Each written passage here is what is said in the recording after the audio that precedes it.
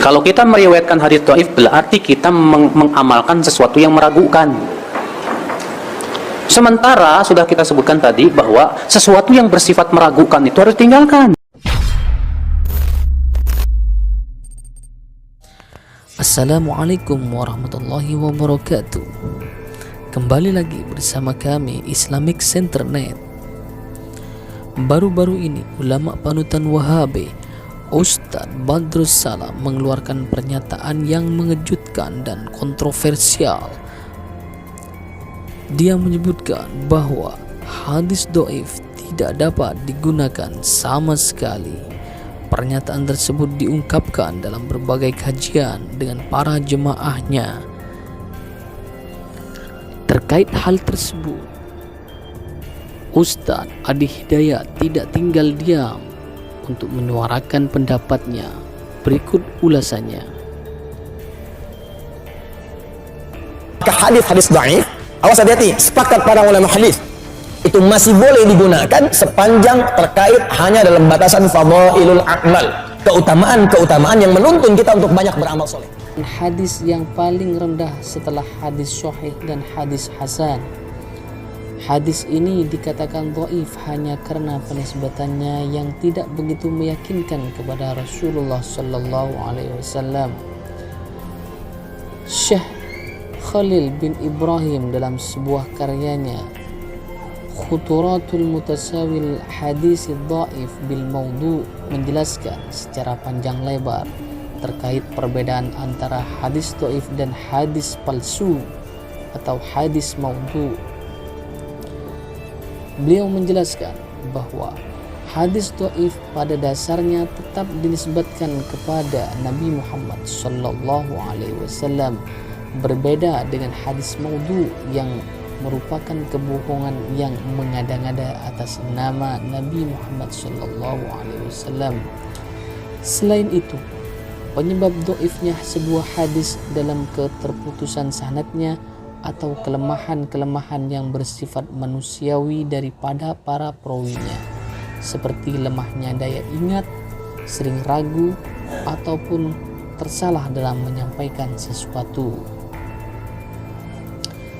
Selanjutnya, hadis dhaif tetap bisa diamalkan berdasarkan ijma ulama dalam hal-hal yang berkaitan dengan keutamaan atau fadhailul a'mal, anjuran kebaikan dan larangan dalam keburukan.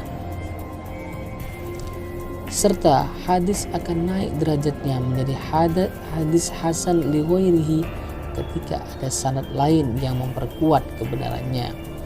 Dalam hal ini, Ibnu Hajar Al-Haytami dalam kitab Duratul Mandud, sebagaimana yang dikutip juga oleh Syekh Muhammad bin Alwi bin Abbas Al-Maliki dalam karyanya Madza fi Sya'ban, menyebutkan bahwa para imam kalangan ahli hadis dan ahli fikih telah sepakat, sebagaimana yang disebutkan juga oleh Imam An-Nawawi dan lainnya,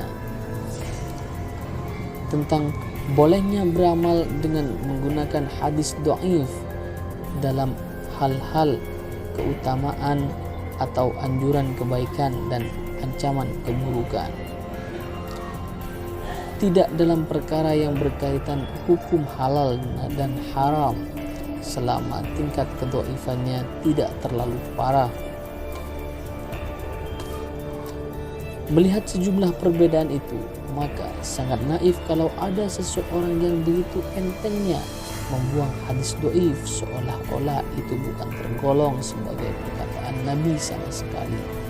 Sementara itu, di sisi lain, tidak terhitung banyaknya ulama yang mengamalkan hadis-hadis dhaif selama kedhaifannya tidak terlalu parah dan tidak mempunyai hadis pendukung dari jalur sanad yang lain.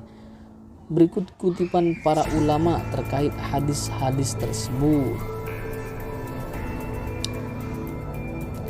Pertama, Imam Nawawi dalam fatwanya menyebutkan adanya konsensus atau ijma di kalangan ulama berkaitan bolehnya mengamalkan hadis dhaif untuk hal-hal yang tidak berkaitan dengan akidah dan hukum halal haram.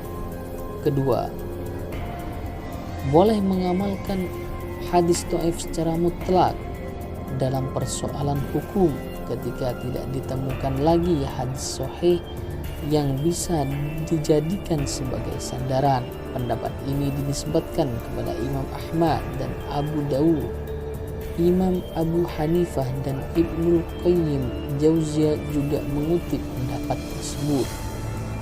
Ketiga, hadis dhaif boleh diamalkan jika tersebar secara luas dan masyarakat menerimanya secara umum tanpa adanya penolakan yang berarti. Talaqul ummah bil qabul. Keempat, boleh mengamalkan ketika hadis dhaif tersebut didukung oleh jalur periwayatan lainnya yang sama atau lebih kuat kualitas darinya, sebagaimana yang dijelaskan oleh Imam At-Tirmidzi dalam karyanya. Wallahu a'lam. Terima kasih. Jangan lupa like, share, and subscribe channel ini. Sampai jumpa lagi.